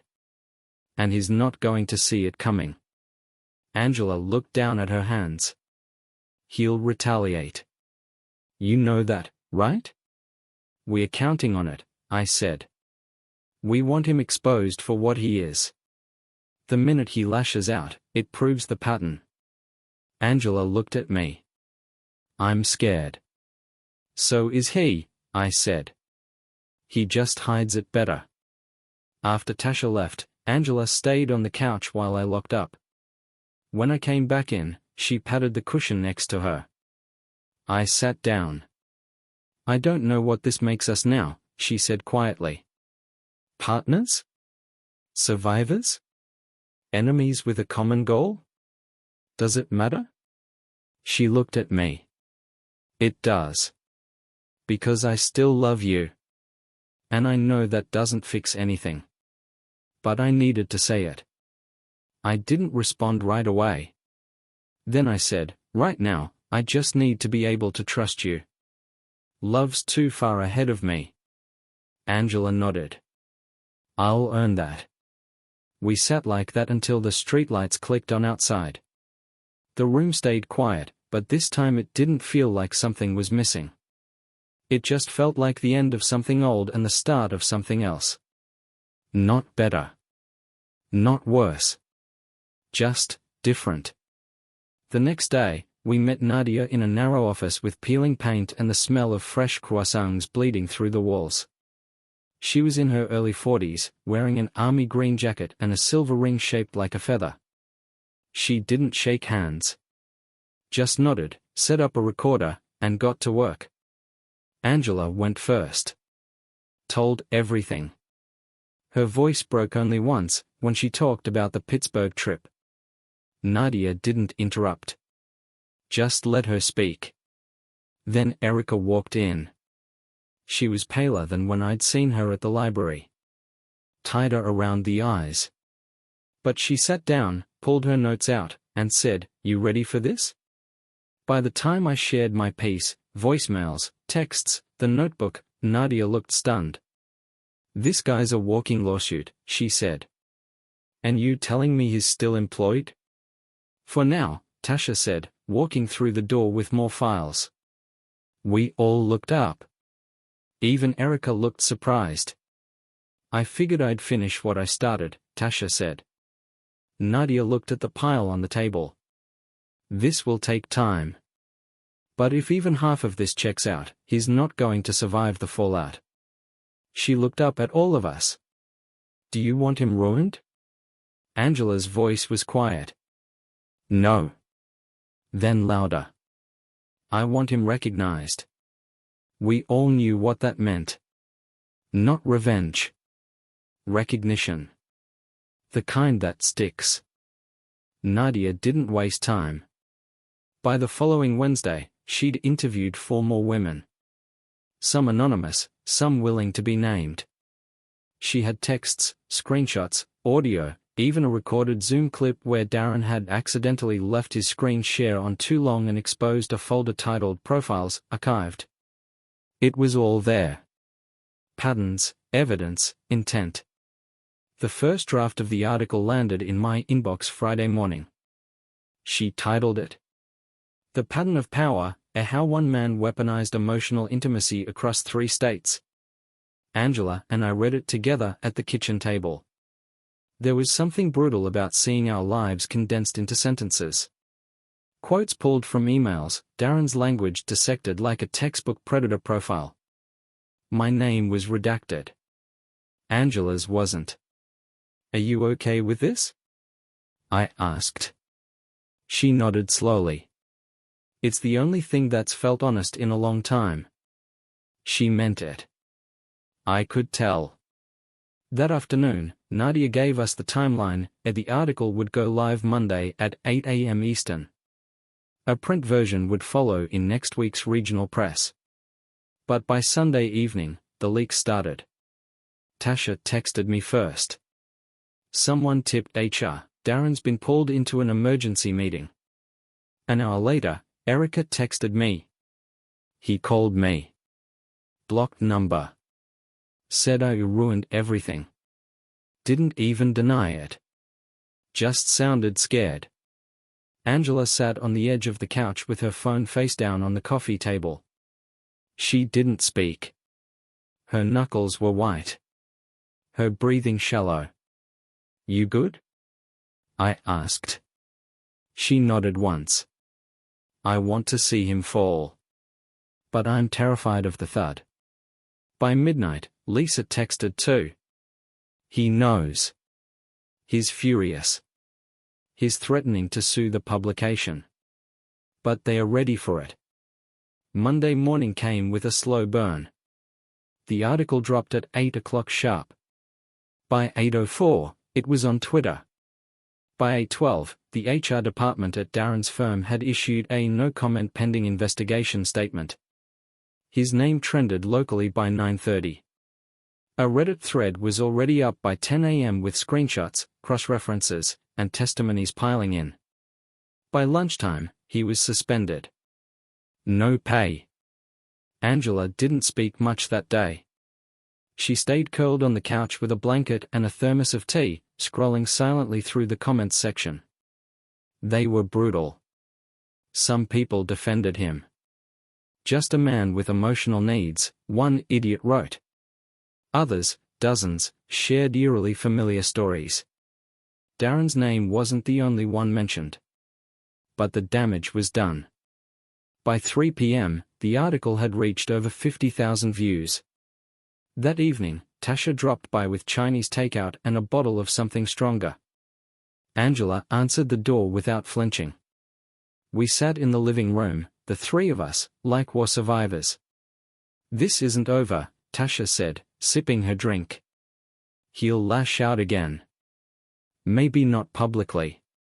But privately." "He already has," Angela said. "He sent me a message this morning." She showed us the screen. "You think you won? You only made it worse for yourself."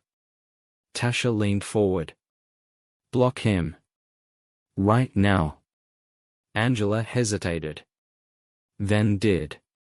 I watched her hands tremble slightly as she tapped the screen. Then she looked at me. Do you believe me now? She asked. I nodded. Yeah. But it's not about believing anymore. It's about deciding what comes next. She set the phone down, pulled her knees to her chest. What do you want? She asked quietly. That was the question, wasn't it? Not just about her. About me. What did I want now?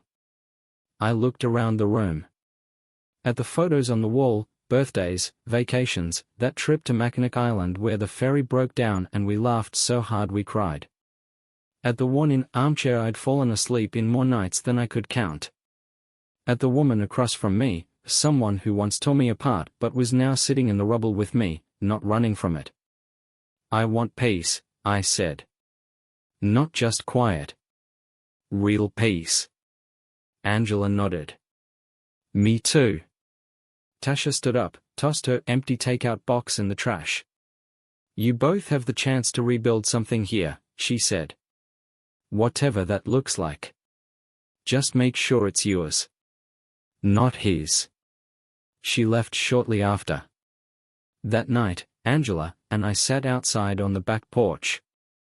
The air was cold but clean. Crisp. The kind of air that wakes you up. I know I lost the right to ask this, she said, but, can we go slow? I looked at her. We're not rebuilding the old thing, I said. We are building something else. I don't know what yet. But it starts with telling the truth. Every day. She nodded. Her breath puffed out in the cold like smoke. And for the first time in months, I didn't feel like the world was spinning out from under me. It was still. Not healed. Not perfect. But still. He showed up at my garage 2 days after the article dropped. I was changing out a radiator on a 97 F-150 when I heard the office door creak open behind me. Most folks knocked, or at least called out. He didn't. Rick. The voice stopped me cold. Oil still on my hands, I slowly straightened up and turned around. Darren. He looked smaller than I remembered. Not physically. But something in his posture. The puffed-up energy he usually carried was gone, like someone had poked a hole in his ego and all the air hissed out. I didn't say anything. Just grabbed a rag and wiped my hands, watching him. You got a second? He asked. I didn't move. Not really. He stepped further into the garage, eyes flicking around like he expected someone to jump out from behind a workbench. I just want to talk, he said. You lost that privilege. He smirked, but it didn't hold. This thing with Nadia, it's exaggerated, he said. She cherry-picked quotes. Took stuff out of context. You know how that goes. No, I don't, I said. Because I don't manipulate people for fun. He looked at the floor. Kicked at a bolt on the ground. You don't know the whole story. Try me. He took a breath, leaned against the wall like he was settling in. Angela came to me, he said. I didn't pursue her. Not at first. I stepped closer. You really going to stand in my garage and try to spin this? He held up a hand. Just listen. I'm not saying I'm innocent. I'm saying she was looking for something. You stopped being that something. That's not on me. That did it. I took 2 slow steps forward until we were face to face. Don't you dare try to put this on her, I said. You're a grown man. You planned this. All of it. You didn't stumble into a moment. You built it. His jaw tensed. People like you don't stop because they get caught, I said. You stop because someone finally yells loud enough.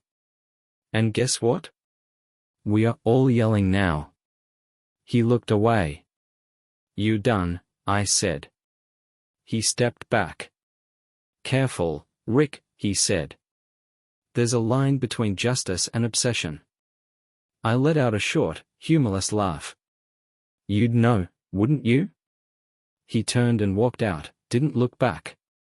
The door swung shut behind him with a soft clunk.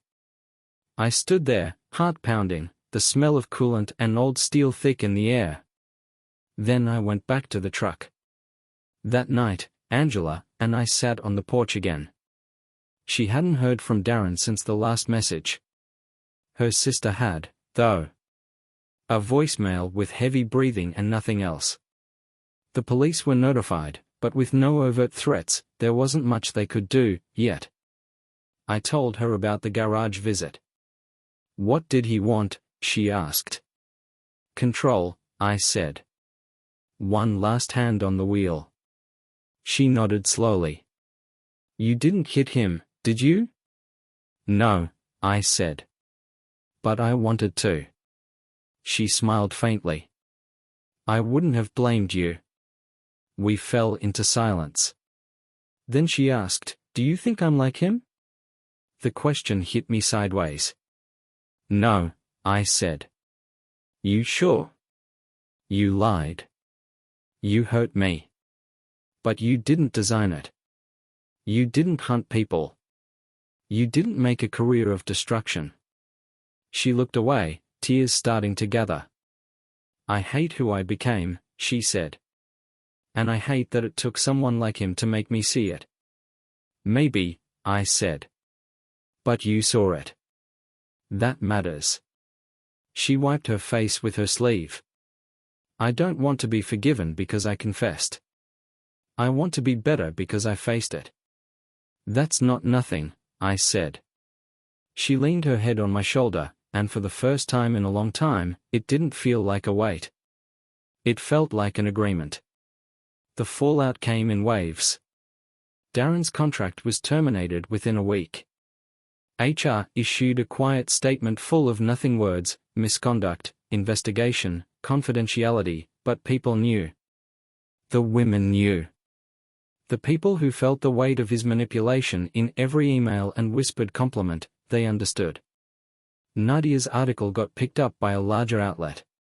Then another. By March, he was unemployable in his field. He tried to sue. He lost. Erica moved back to Erie permanently.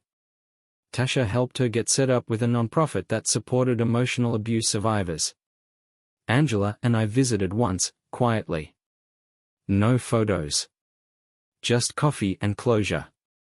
Lisa forgave slowly. But she did. And me? I started sleeping again. Not perfectly. Not every night. But the dreams stopped being about Darren. They started being about building. Rebuilding.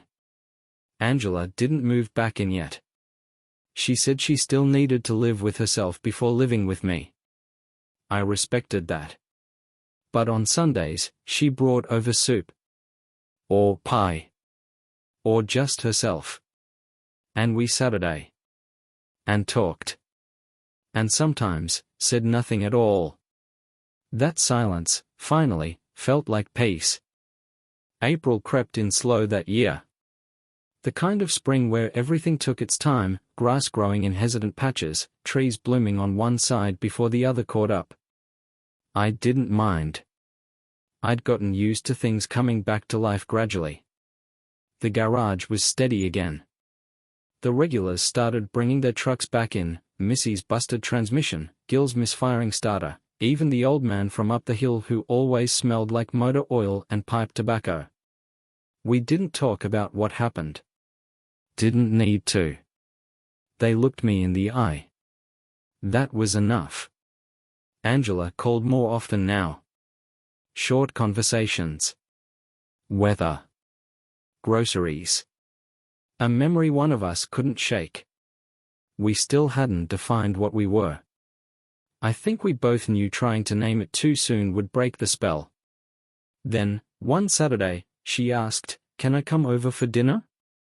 Yeah, I said, almost without thinking. I'll cook. She showed up with a bottle of cheap red wine and a smile that was a little crooked around the edges, like she didn't fully trust it yet. I made chicken and rice with grilled zucchini. Nothing fancy.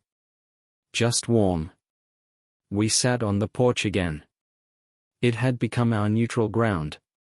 She had her hair tied up in a loose knot, wore a faded cardigan I hadn't seen in years. It smelled faintly like lavender detergent. I still have the dreams sometimes, she said, watching a squirrel run the fence line. What kind? The kind where I wake up and you gone. Not angry. Not hurt. Just gone. Like I made you disappear. I didn't say anything right away. Just took a sip of wine. Let the quiet hold us. I used to think I'd be relieved if it all collapsed, she went on. The marriage. The expectations. I thought freedom would feel lighter. But it didn't. It felt like being cut loose in deep water. I nodded slowly. Freedom isn't always the absence of something, I said. Sometimes it's the presence of the right thing. She looked at me. You ever think about what we were before all this? All the time, I said. But I don't want to go back. Me neither, she whispered. We sat there a long time. When she left that night, she kissed my cheek. No promises. Just contact. Her hand lingered on my shoulder for a second longer than it needed to. It was enough. The next morning, I found a letter in my mailbox. No return address. Typed. Old school. **** Rick. You don't know me, but I know what you did. What you all did. I was one of Darren's almosts. I didn't take the bait. Barely. But I watched it happen to someone close to me. She didn't make it out the other side. Your story gave me something to show her family. Something to explain what words couldn't. I just wanted you to know, you made a difference. Thank you. There was no signature. I stood there on the porch for a long time, holding that letter in both hands like it might fall apart if I let go. It wasn't just about Darren anymore. It never really was. It was about the unseen weight people carry. The hidden damage left behind in glances, in text messages, in the silence after someone says, I'm fine, when they're anything but. It was about making that weight visible. Angela came over again that evening. She brought banana bread. No wine this time. Just her, in soft jeans and a windbreaker. I handed her the letter. Let her read it in full. She folded it carefully, like it mattered. Then she set it on the table. Feels like we stumbled into something bigger, she said. Maybe we didn't stumble, I said. Maybe we were supposed to do this. She looked at me. You really believe that? I thought for a second. Yeah. I do. That night, we didn't sit on the porch. We sat inside, in the living room. We didn't kiss. Didn't hold hands. Just Saturday. But her feet touched mine beneath the coffee table. And neither of us pulled away. The letter stayed on the kitchen counter for days. I didn't throw it away. Didn't frame it, either. It just sat there, the edges curling slightly from the dry heat, like it had settled into its own weight. Angela didn't mention it again, but I saw her glance at it every time she passed by. Sometimes she'd pause, fingers twitching slightly, as if she wanted to read it one more time but couldn't bring herself to. I didn't push. Instead, I kept busy. Work in the garage picked up. Spring always brought more jobs, people waking up from winter, realizing their brakes were shot or their belts frayed. I liked it. The simplicity of it. Problems with clear causes. Fixable. Unlike the rest of my life. Late one night, maybe a week after the letter came, I found myself in the shed out back.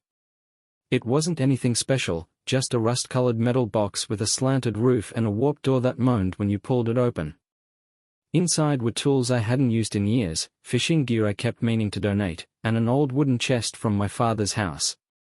I sat on an overturned milk crate, sipping a lukewarm cause, and listened to the rain ping the tin roof. And I thought about forgiveness. Not the church kind. Not the bless and release kind either. Real forgiveness. The kind that stays messy. The kind that doesn't erase, just lets you keep walking. I didn't know if I had it in me. Not yet. But I was starting to understand that forgiveness wasn't a light switch. It was a door you cracked open when the air got too stale to breathe. And maybe, just maybe, I was ready to reach for the handle. The next day, I found Angela in the backyard, kneeling by the flower bed. She wore gloves and an old t-shirt that said Lake George 98. Her hair was pulled back, and a streak of dirt lined her cheek. She looked up when she saw me, a little startled. I didn't ask, "Hope it's okay," she said. I just needed to feel something alive in my hands. "It's fine," I said. She pulled off one glove and wiped her forehead. "I haven't planted anything since before," she said. "Before what?" "Before I started lying." I sat down on the porch steps.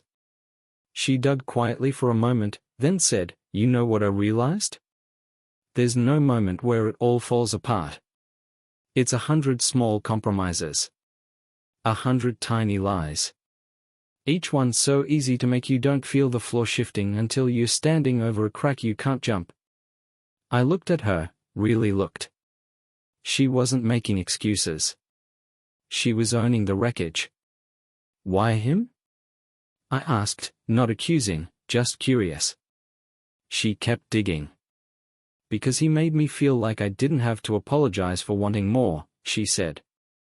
"More attention. More meaning. More, something." And I didn't realize that kind of freedom, coming from someone like him, was just another form of control. I nodded. "He told me once," she added, "that most men think strength is silence. But real strength is convincing someone else to speak for you." That made me flinch. Because for a long time, I had been silent. Not because I was stoic. But because I didn't think anyone cared what I had to say. Maybe I'd made it easy for her to drift. Maybe I'd let my marriage become a place where she felt invisible. And maybe that wasn't the same as what she did, but it wasn't nothing, either. I stood up, stepped down into the yard, and crouched next to her. "Let me help," I said. She handed me a trowel. We worked in silence. The soil was cold, wet, sticky. The roots tangled. The air smelled like damp earth and faint lilacs. We didn't talk again until the sun started to dip. Then she asked, "Would you ever want to try again?" Like, really try? I didn't answer right away. "Not if it means going back," I said. "But if we are building something new? Something honest?" She nodded. "I'd like that," she said. I reached over, brushed a leaf from her shoulder. "We'll see," I said. "Let's just start with the garden." That night, after she left, I stood at the window watching the wind shift the tall grass beyond the fence. My hands smelled like soil and lavender. And for the first time in months, I realized I hadn't thought about Darren all day. I ran into Mike at the hardware store that Thursday. I hadn't seen him since everything came out. Not really. We'd exchanged a few texts, mostly short, polite check-ins, but no real talk.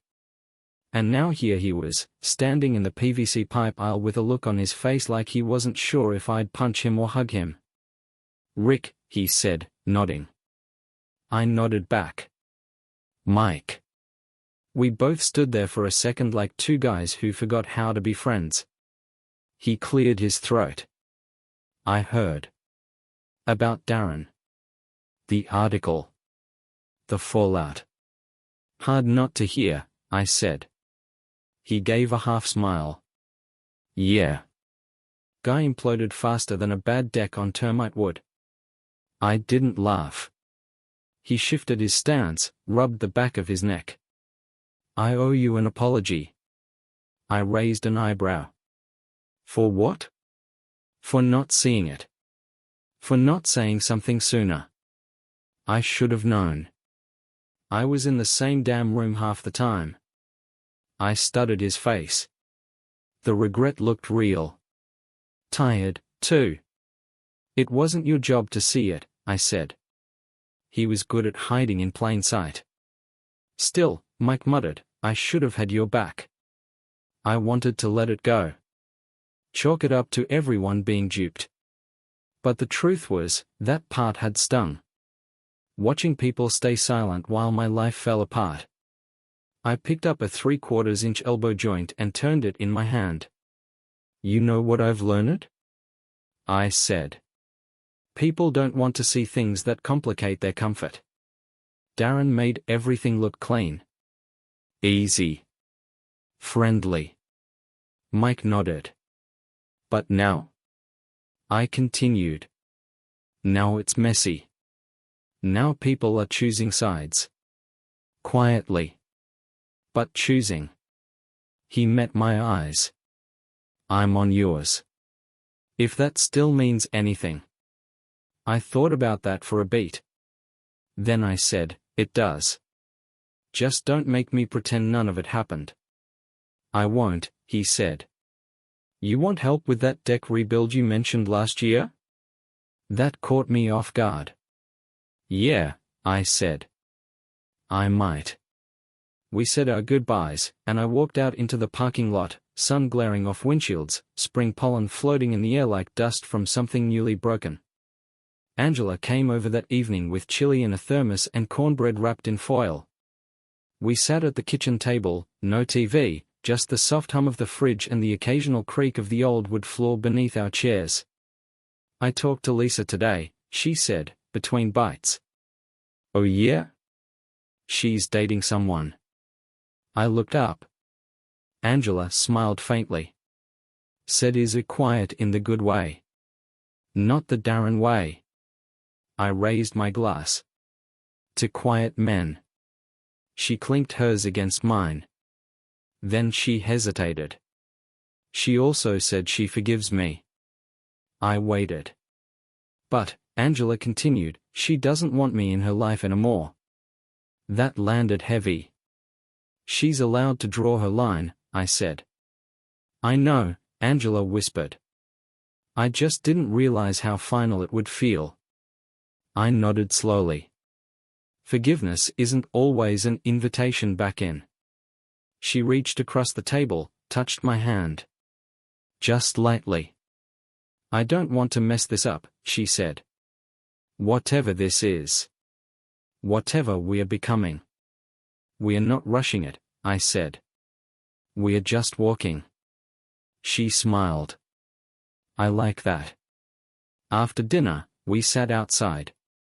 The night air had turned warm, the way April nights in Michigan sometimes surprise you with hints of June. Crickets chirped.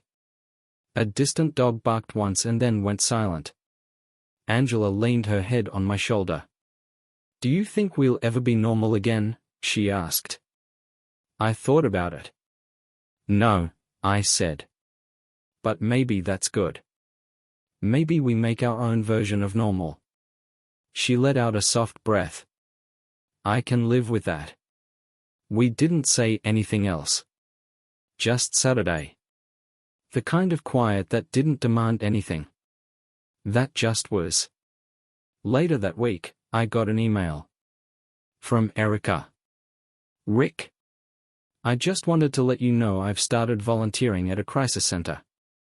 Talking to women who went through what I did, or worse. I never thought I'd find purpose in the wreckage, but it's there. You gave me back something I didn't think I deserved, a clean break. Thank you. E.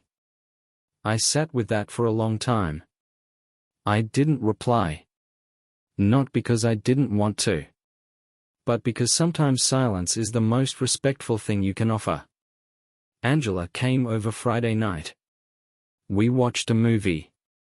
Something dumb and loud and forgettable.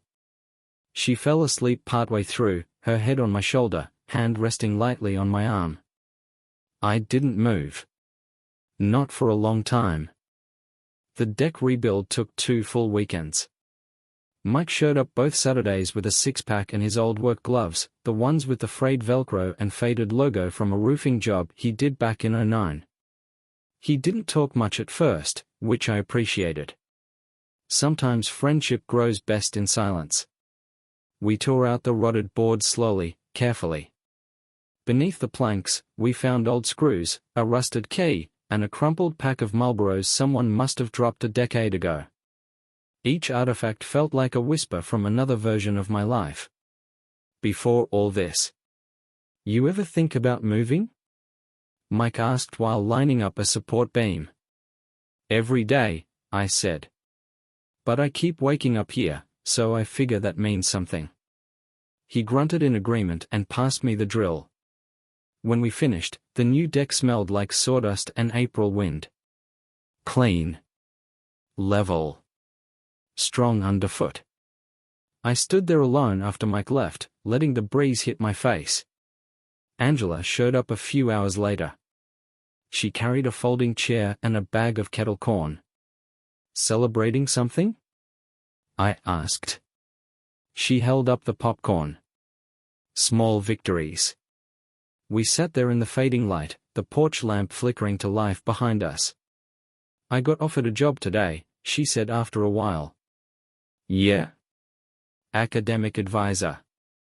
Community college downtown. Not flashy. But it feels right. I nodded. You gonna take it? I think so, she said. It's the first time in a long time I've wanted something for myself that wasn't about escaping. We sat in that thought for a minute. I'm proud of you, I said. She looked down at her lap. I'm trying to be proud of me too. The kettle corn was half gone when she turned toward me. Can I ask you something hard? She said. I braced myself. Sure. If none of this had happened, if Darren never entered the picture, do you think we'd still be together? That question hung in the air like wood smoke. Dense. Lingering. I didn't rush the answer. Maybe, I said. But maybe we'd still be stuck. Comfortable in the worst way. Half awake. Angela nodded slowly. So this broke us open. It did. Does that mean we should be grateful for him? She asked, almost bitterly. No, I said, flat. Gratitude isn't owed to people who tear others down. What we made from the wreckage, that's ours. He doesn't get credit for the rebuilding. She smiled at that. Later, she helped me bring in the chairs. On her way out, she paused by the door. I'm not asking to move back in. Not yet. But I'm not pretending anymore either. I looked at her. I wouldn't want you to. She leaned in and kissed me. Not out of guilt. Not out of habit. But out of something simple. Present. And then she left. That night, I sat in the living room, the lights low, La Z-Boy recliner creaking under me. The house was quiet again. But this time, it didn't feel hollow. I pulled out Erica's old notebook from the side drawer. Not to reread it. Just to hold it. To remember where it started. Then I placed it in a box with the letter from the anonymous woman, Darren's final text, still unread, and the article printout. I closed the lid and marked it. Kept, not carried. I tucked it in the hall closet. Back corner. Behind the winter boots. Out of sight, not erased. The next morning, I drove to the lake. The one Angela and I used to visit before everything. It was still early, the mist curling off the water like soft thread. I sat on the bench, thermos of black coffee in hand, watching two kids throw rocks into the shallows. I thought about legacy. Not the big kind. Not the your name on buildings kind. But the quiet kind. How you treat people when they can't do anything for you. What you choose to carry forward. Who you become after you break. Angela wasn't my wife anymore, not in the legal sense. But we were something. Something resilient. Something rebuilt without blueprint. I finished my coffee. Watched the sun slice through the fog. And for the first time in a long time, I didn't feel like someone recovering from a story. I felt like someone stepping into a new one.